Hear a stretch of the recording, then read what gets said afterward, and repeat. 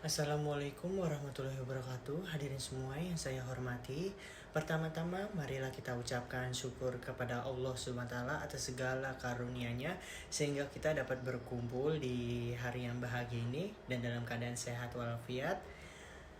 Bapak dan Ibu sekalian, Indonesia sampai saat ini masih melawan virus COVID-19. Pemerintah terus mengusahakan yang terbaik untuk menurunkan jumlah pasien yang terkena dampak oleh COVID-19. Tapi seperti yang Bapak dan Ibu sekalian ketahui, pemerintah tentunya tidak bisa jika hanya bekerja sendiri saja. Jika ingin korban COVID-19 menurun dan sembuh, maka sebagai warga negara tentunya kita harus mendukung usaha pemerintah untuk menghilangkan COVID-19. Lalu bagaimana kita bisa membantu pemerintah? Tidak perlu repot Bapak dan Ibu, kita hanya harus mematuhi protokol kesehatan. Dan yang paling penting adalah untuk mengikuti vaksinasi, karena dengan vaksinasi setidaknya tubuh kita telah mendapatkan antibodi yang cukup tanpa harus sakit terlebih dahulu. Dan sampai saat ini program vaksinasi masih terus berjalan. Tetapi seperti yang telah diketahui oleh kita, masih banyak masyarakat di Indonesia yang masih meragukan keefektifan dari vaksin. Masyarakat masih meragukannya pun karena di media sosial banyaknya berita hoaks yang tersebar tentang vaksinasi. Contohnya, orang divaksinasi akan berubah menjadi titan, atau di dalam vaksinasi itu terdapat virus yang dapat merubah seseorang menjadi zombie. Padahal vaksinasi itu sangat diperlukan karena dengan adanya vaksinasi setidaknya tubuh kita mempunyai imun untuk melawan COVID-19. Juga dengan diri kita yang sudah divaksinasi, beberapa tempat seperti tempat perbelanjaan, kebun binatang akan dibuka, dan karena itu juga perekonomian di Indonesia pastinya dapat berjalan normal kembali. Lalu, apa sih yang harus dilakukan sebelum dan sesudah vaksin? Nah, untuk sebelum vaksin, sebaiknya kita itu tidak mengkonsumsi minuman yang mengandung alkohol. Hindari juga olahraga berlebihan.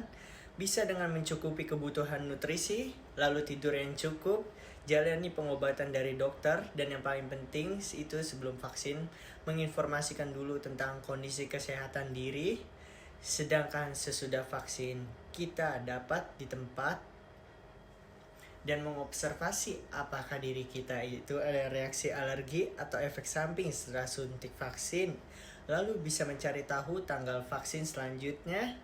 Jika masih pertama vaksin, memantau kondisi tubuh, merawat lengan yang disuntik vaksin. Walau sudah divaksin, bukan berarti diri kita itu kebal sepenuhnya loh.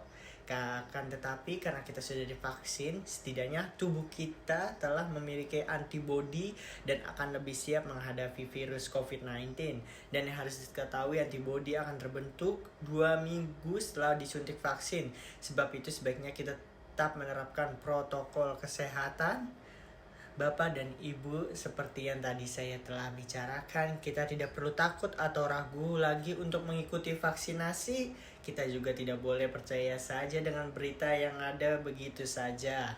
Kita harus menyaring informasi-informasi terlebih dahulu, dan janganlah kita menelan mentah-mentah informasi yang beredar di media sosial. Karena mau bagaimanapun, jika perekonomian Indonesia mau berjalan, kita harus vaksin terlebih dahulu agar dapat beraktivitas seperti yang dulu-dulu. Dengan pandemi yang dialami negara saat ini, saya berharap bisa menjadi titik awal negara Indonesia untuk memperbaiki sistem-sistem yang lebih baik lagi. Lalu mari kita doakan juga semoga Indonesia lekas membaik, dan yang sakit semoga lekas sembuh agar dapat berkumpul bersama orang yang dicintai. Amin. Baiklah Bapak dan Ibu sekalian, mungkin ini saja yang bisa saya sampaikan. Kurang lebihnya saya mohon maaf jika adanya kekurangan informasi atau ada salah kata yang terucap. Dan terima kasih sebesar-besarnya sudah mau mendengarkan. Akhir kata saya ucapkan, wassalamualaikum warahmatullahi wabarakatuh.